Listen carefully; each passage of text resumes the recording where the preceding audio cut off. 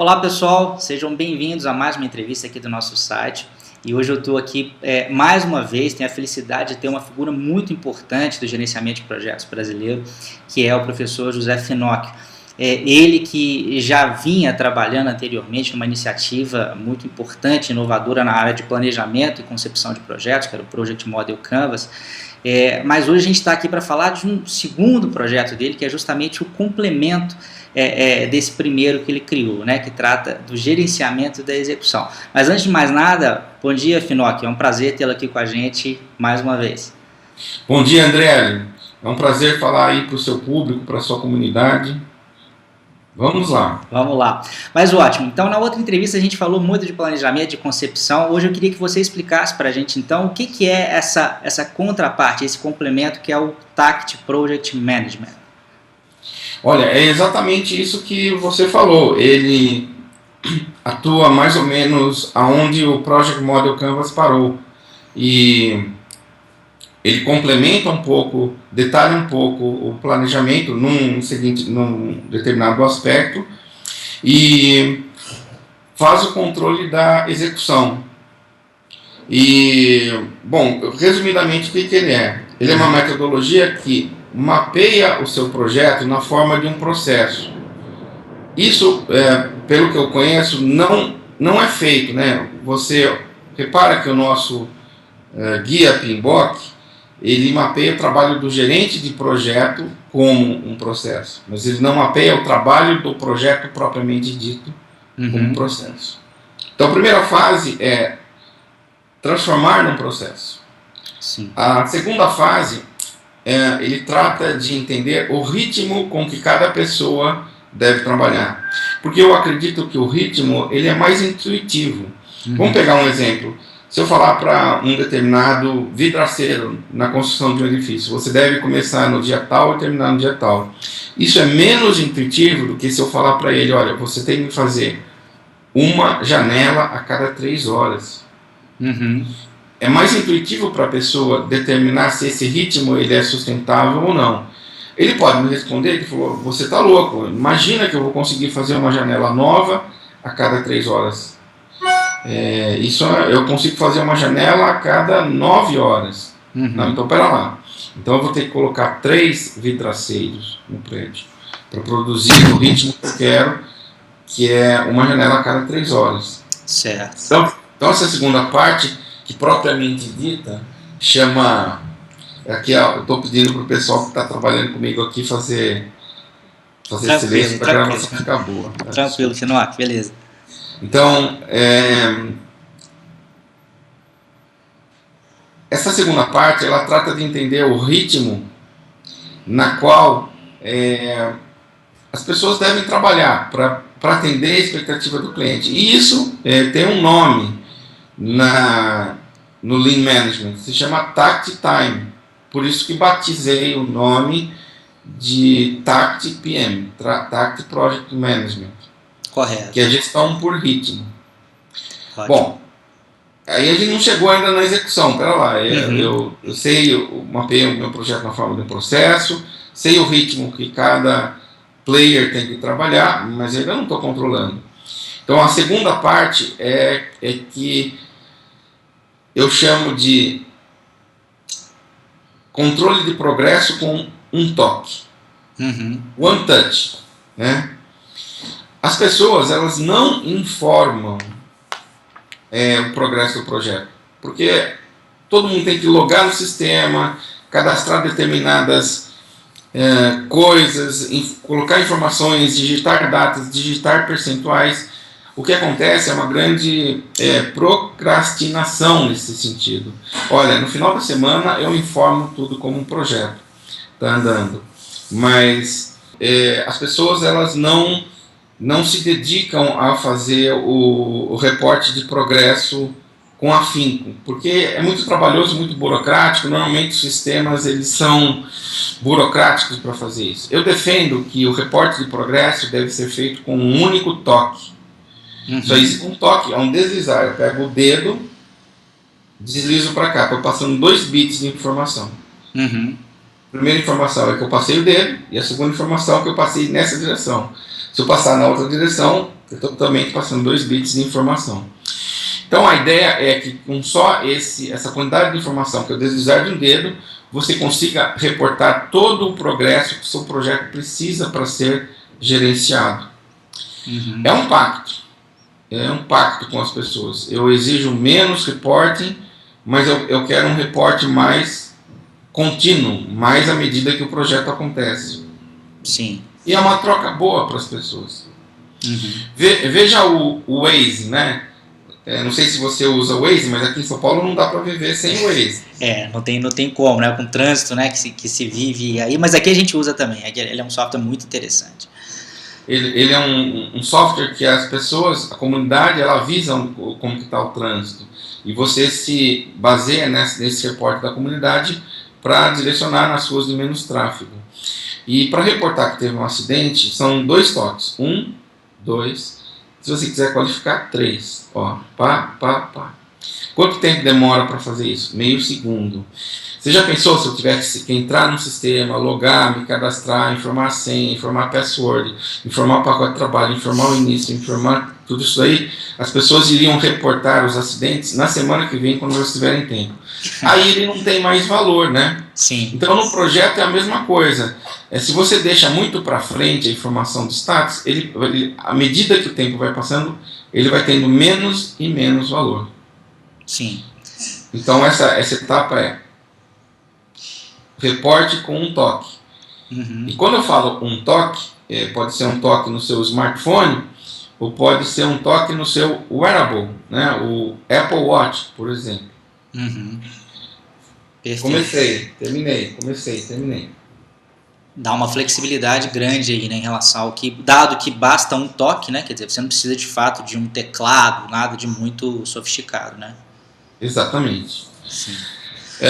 E a última etapa é a gestão do fluxo, né? Se eu vejo que existe uma quantidade incrível de deliverables acumuladas em cima de uma pessoa, existe uma pilha de deliverables, significa que essa pessoa é um gargalo. E eu tenho que, de alguma maneira, ou desviar recursos de outras partes do projeto, as pessoas se ajudarem para melhorar o fluxo do projeto naquele ponto, né?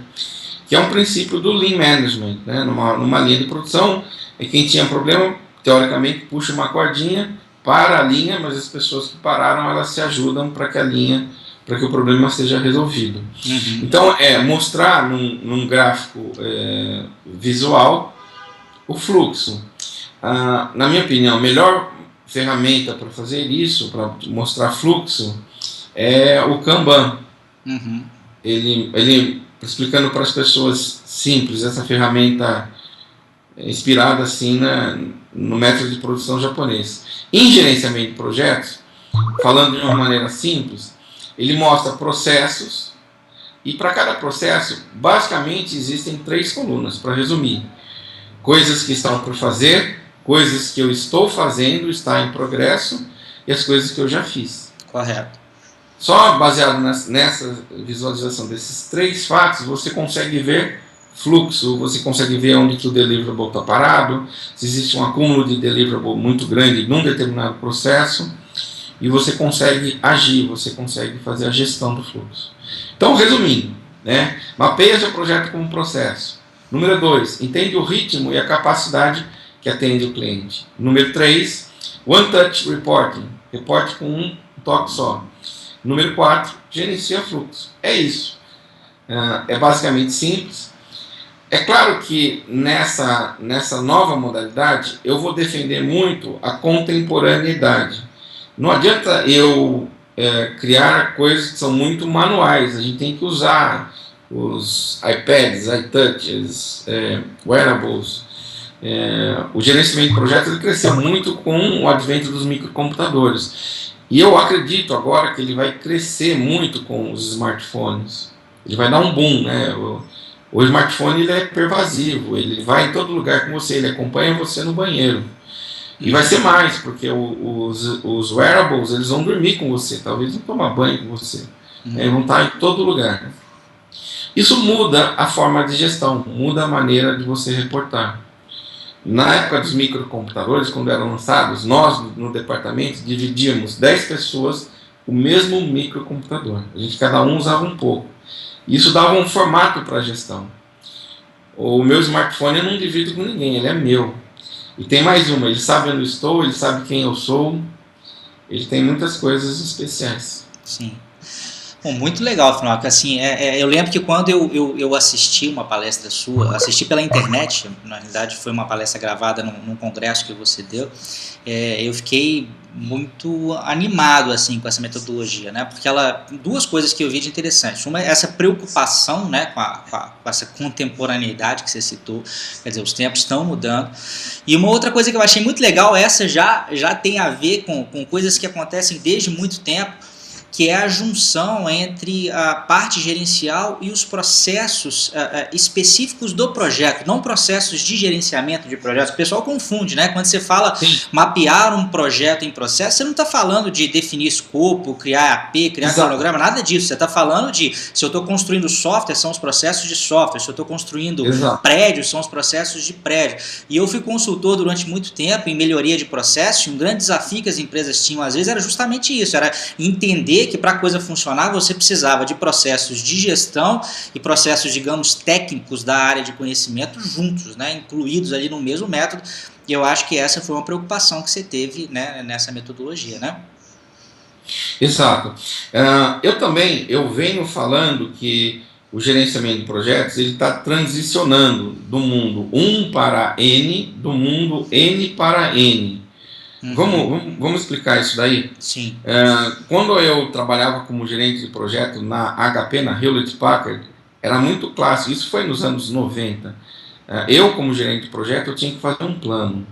Eu envolvia as pessoas, eu telefonava para as pessoas, eu consultava as pessoas, mas o fato é que quem fazia o plano era eu.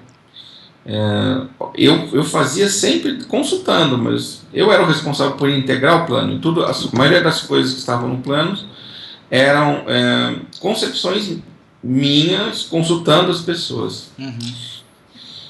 Esse mundo mudou. Hoje, o gerente de projeto ele tem um outro papel. Ele é um facilitador. A equipe deve conceber o plano. A equipe deve integrar o plano. E ele deve ouvir a equipe. Por isso que eu falo que é N para N. Antes era um gerente para N pessoas, ele fazendo o plano e dando a ordem, o comando para essas pessoas. E o mundo está se transformando, a equipe está co-criando o plano. O PM Canvas é uma maneira interessante de fazer isso. Se você for ver a diferença do PM Canvas, ele não tem nada de diferente do que tem um plano profissional, premissas, riscos, equipe, recursos, são coisas bem tradicionais. A diferença é que você faz num grupo de pessoas, em 8 pessoas, você cocria o plano. Então, essa metodologia do TACT, ela não poderia deixar de ser diferente. Então, se eu for revisitar, eu vou te mostrar que ele é feito sempre em equipe, até o reporte, o One Touch, eu dei uma maneira de ser feito em duplas, né? Porque as pessoas, elas se ajudam, uma puxa a outra. Vou te explicar.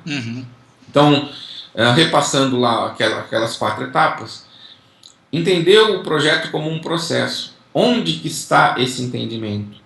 Então, busca-se você olhar para um projeto que seja complexo e você fazer uma síntese. O cérebro humano ele tem uma coisa genial, que Deus pôs a mão na nossa cabeça e falou assim, te dou o poder da síntese.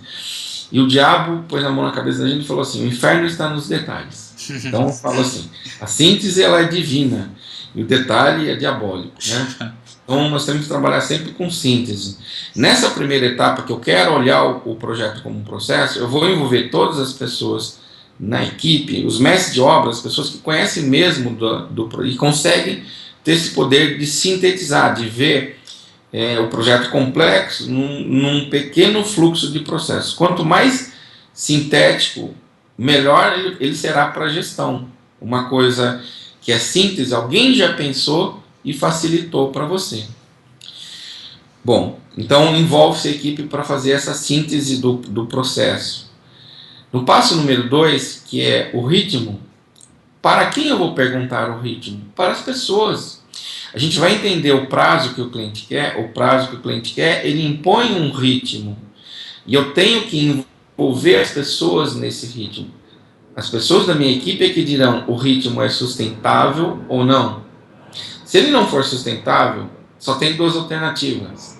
Eu tenho que colocar mais pessoas ou renegociar com o cliente. Então, isso é feito em equipe. É um grande pacto, onde a gente traduz, deixa claro aquilo que o cliente quer, deixa claro para as pessoas qual que é o ritmo necessário para atender aquilo que o cliente quer. Se esse ritmo não for sustentável, também renegociar. Ou seja, a gente parar com aquele negócio, me engana que eu gosto.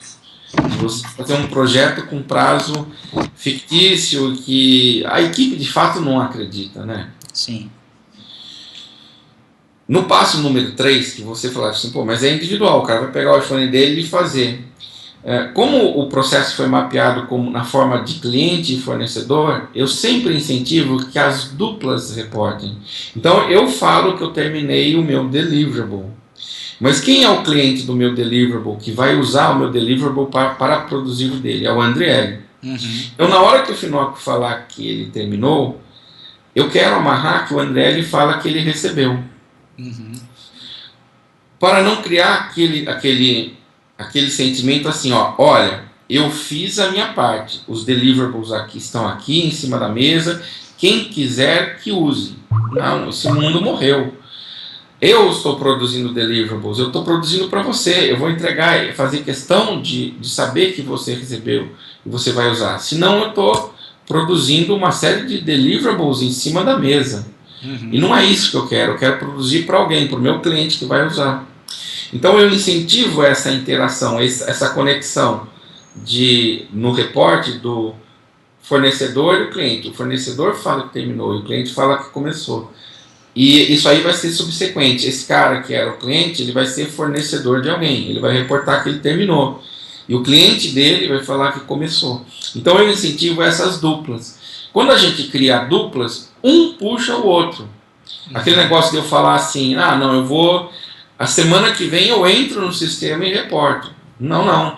Meu cliente não conta isso, não conta com isso. Ele quer que eu reporte agora, para ele reportar que ele começou também, né? Então essas duplas, elas se puxam no reporte. E fica muito simples, né? As pessoas não são sobrecarregadas por isso. É muito simples você reportar que você terminou, que você começou. É um deslizar de dedo mesmo. E na última etapa, quando a gente mostra num quadro Kanban, quem vai para frente do quadro Kanban? 10 pessoas, 8 pessoas, é a equipe toda. A equipe, ela é treinada para ver gargalos, para ver estrangulamento do fluxo, travamento do fluxo. A equipe, ela mesma propõe, ela fala assim, olha lá, ali tem um gargalo, nós propomos isso aí, não depende do gerente de projeto propor isso daí, a equipe pode propor, ela sabe, ela vê, ela é inteligente, ela sabe ver que o negócio está parado, ela sabe que não está no ritmo que deveria ser. Sim. Tá. Agora, olha, isso é uma filosofia, viu, André? Você pode tanto usar isso no Tactics PM, como em qualquer outra coisa de gerenciamento de projeto. Esse N para N, de parar com aquele negócio de eu faço, eu controlo, eu sou responsável por fazer o plano, eu sou responsável por controlar, eu sou responsável por ligar e cobrar as pessoas. É necessário desenvolver essa maturidade na equipe. E a equipe gosta, viu? Você cria um ambiente mais de confiança, claro.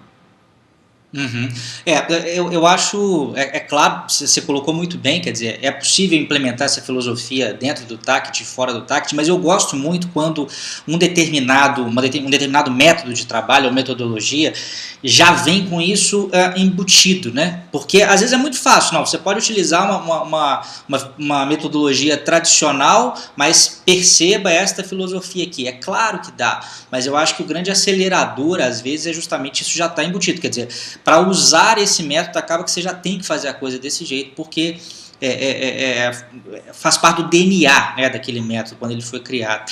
Agora, Finocchio, uma outra dúvida, até porque eu acho que isso passa pela cabeça de muita gente. A gente vê, às vezes, novos métodos de trabalho surgindo em gestão e alguns deles mais universais, outros deles mais nichados, quer dizer, se aplicam mais a uma determinada categoria de projeto. Você consegue, aí eu vou te fazer duas perguntas em uma e você responde da forma como você achar mais adequado. Uma forma de perguntar você consegue enxergar o uso do TACT em qualquer projeto de qualquer natureza? E uma pergunta correlata ele está mais adequado a um determinado tipo de projeto, a um determinado porte ou a um determinado segmento da indústria? Como é que você enxerga essa questão da universalidade versus nicho, né, dentro dessa metodologia? André, essa pergunta ela é boa porque uma das preocupações ao fazer o TACT, que deu trabalho, foi pensar ele multipropósito, para que ele servisse para múltiplas indústrias. Porque eu tenho que reconhecer que a combinação de Scrum com Kanban faz muito do que eu estou propondo para o TACT. Né? Essa combinação. Mas espera lá, ela faz muito para o desenvolvimento de software. Mas e se eu estiver falando da construção de uma plataforma de petróleo? Porque tem que entrar numa característica. O Scrum e o Kanban, eles usam muito das ideias do Lean, que é uma fonte inspiradora do TACT. Não é a única fonte, que eu me inspirei na teoria das restrições e na dinâmica de sistemas também. Mas o Lean foi um grande inspirador do TACT. E o Scrum e o Kanban já fazem isso, eles se inspiram bastante no Lean. Mas eles aproveitam uma característica que existe no projeto de desenvolvimento de software, ou mais genérico, num de produção intelectual pura. Vamos pegar num projeto de produção de software, você tem um use case, esse use case vai virar uma análise, que vai virar uma especificação, né? Que vai virar um programa, que vai virar um teste e que vai ser entregue uma feature para o cliente. Você percebeu que tem um negócio, um use case que ele vai do começo até o final? Num projeto de construção e montagem, por exemplo, como eu citei uma plataforma de petróleo, não é assim. As coisas são integradas. Por exemplo, você tem... Vou dar um exemplo sem conhecer. Mas você tem 2 tubos que viram um pilar, 29 tubos que viram um pilar, você tem 3 pilares que viram uma base, você tem 3 bases que formam uma plataforma, e assim por diante. As coisas vão sendo integradas. Quer dizer, o deliverable não vai até o final. Ele morre ali porque ele começa a fazer parte de outro deliverable que vai até o final. Então, o TACT ele tem essa vantagem. Ele consegue mostrar num gráfico Kanban esse fluxo. Devido àquele mapa que foi feito, que mapeia a produção SIPOC, Supplier Input, Process Output, ele consegue mostrar um Kanban. Ao passo que, normalmente, quem trabalha com construção civil, ou construção e montagem, ou com qualquer tipo de produção desestruturada, ele não consegue mapear muito isso no gráfico Kanban, que é uma excelente ferramenta. Sim. Então o TACT faz isso, ele faz essa parte, ele é multipropósito, ele foi feito para ser multipropósito. Sim, se ele quiser ser usado pelo pessoal de desenvolvimento de software, ele pode, claro. Correto. Não, beleza. Bom, para a gente encerrar, acho que tem muito assunto, e eu sei que você tem, se não tem, vai ter outros materiais falando a respeito da metodologia em mais detalhe. Por exemplo, a palestra que eu assisti, ela entra em muito mais detalhe do que a gente conversou aqui. Mas eu queria, aproveitando aquela dica lá da síntese que você citou, se você tivesse, eu sei que isso é difícil para você que é o pai da criança, né, o pai da metodologia, mas se você tivesse que sintetizar, né, uma grande vantagem desse método de trabalho em relação a outras abordagens mais tradicionais para motivar pessoas a conhecê-la melhor, né, a tentar aplicá-la no seu dia a dia do seu trabalho, qual que é essa grande vantagem do TACT Project Management? Que um projeto, como muitas outras coisas na vida, ele é um processo. As nossas ferramentas de gráfico de Gantt, Work Breakdown Structure, apesar de elas serem boas, são deliverables oriented, elas não mostram o processo. Então o TACT, ele mapeia o projeto como um processo. E eu acho que isso é mais intuitivo e mais próximo da realidade. Porque, olha só, um processo ele tem looping, ele tem volta. Como que você vê isso num gráfico de Gantt? Então eu mostro um deliverable para o meu cliente e ele fala assim, legal, mas eu não gostei, eu queria uma modificação, o negócio vai voltar. Nós não mapeamos esses loopings, essas voltas, porque nós mapeamos um gráfico de Gantt, um gráfico de barras, e ele não mostra um processo. Se você for mapear como um processo, você vai inserir todos esses loopings, Então eu acredito que por mostrar na forma de processo, ele é mais próximo da realidade, mais próximo de ver, e por consequência, deve se transformar em coisas mais intuitivas. Uhum. Não que o mundo da execução não seja complexo, viu, André? O mundo da execução, coisas simples, por estar em funcionamento, acabam produzindo padrões complexos. Uhum. E eu tento simplificar as coisas, mas eu não sou Deus. Sou Deus, eu falaria assim, transforme a execução em algo mais simples. Mas a execução, a gente tem que reconhecer que ela tem uma complexidade própria. Sim. Um processinho simples, em funcionamento, ele se transforma num negócio complexo, às vezes. Tá. Não, mas acho que só de ter-se o esforço, né, de fazer pelo menos a maneira como você tenta gerenciar o caos, né, a gente tentar fazer disso algo mais simples, eu acho que já é um excelente começo. Pessoal querendo continuar a saber mais a respeito, o que você recomenda? Afinal, você quer deixar um link, depois se você quiser me passar também, eu coloco nos créditos aqui, você já tem um site, você já tem um livro, tem um treinamento, como é que estão as perspectivas de disseminar isso para o mundo?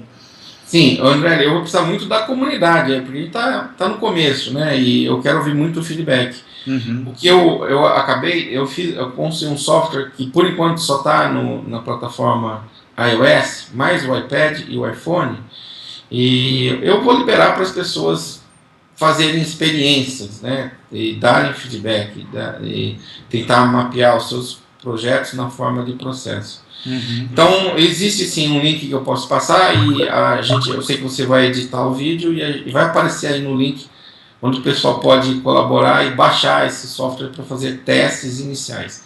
É um ambiente de caixa de areia, viu? Uhum. Não é para produção, é para brincar mesmo só.